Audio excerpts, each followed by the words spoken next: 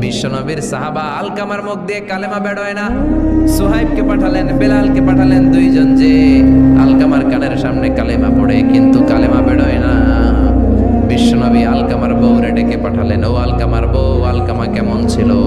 আলকামার বিবি বলে, খুব নামাজি ছিল নবী, জিকির করতো, তাহাজ্জুদ মিস হতো না। আলকামার বাবা মা দুইজনের কেউ বেঁচে আছে নাকি? আছে, মা আছে। আলকামার মারে ডাকো। বিশ্বনবী আলকামার মারে বললেন, ও আলকামার মা, তোমার বেটা আলকামা কেমন ছিল? আলকামার মা বলে, ভালো ছিল, নামাজ পড়তো নি পড়তো, রোজা রাখতো নি রাখতো, তোমার সাথে কেমন আচরণ করতো? এই কথা জিজ্ঞেস করার পরে আলকামার মা কান্না শুরু করে দিয়েছে। ডেকে বলে, ও নবী, আমার কথা শুনতো না, বউ পাগলা ছিল, নামাজ রোজা ঠিকই ছিল, কিন্তু আমার কথার গুরুত্ব দিত না, অনেক কষ্ট দিছে আমারে, আজ আমার মনে ব্যথা। বিশ্বনবী বলল, তোমার নিজের ছেলে কি আর করবা, মাফ করে দাও। আলকামার মা বলে, না, মাফ করবো না। কি বলে? ভেজাল আছে না নাই? বিশ্বনবী বললেন, লাকড়ি আনো, আগুন জ্বালাও, আলকামারে আমরা আগুনে ফেলবো।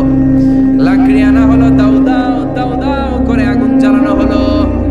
সব সাহাবীরা ধরাধরি করে আলকামারে আগুনে ফেলবে। ইন দ্য মিন টাইম আলকামার মা এসে বিশ্বনবীর পা ধরে বলে, ও নবী, আমার কলিজার টুকরা আগুনে ফেলবেন না, আমার নারছেরা ধন আলকামা 10 মাস 10 দিন আমি পেটে ধরেছি, আগুনে ফেলবেন না। বিশ্বনবী বললেন, তাহলে মাফ করছো কিনা বলো। চোখের পানি ছেড়ে দিয়ে বলে, নবী যান, আলকামার ব্যাপারে আমার মনে আর কোনো দুঃখ নাই, আমার ছেলেটারে তারপরেও আপনি আগুনে ফেলবেন না, আমি আমার আলকামারে মাফ করে দিলাম। আলকামার মা আলকামার মাফের ঘোষণা যখন দিয়েছে, আলকামা চিৎকার করে পড়তে শুরু করেছে, লা ইলাহা ইল্লাল্লাহ।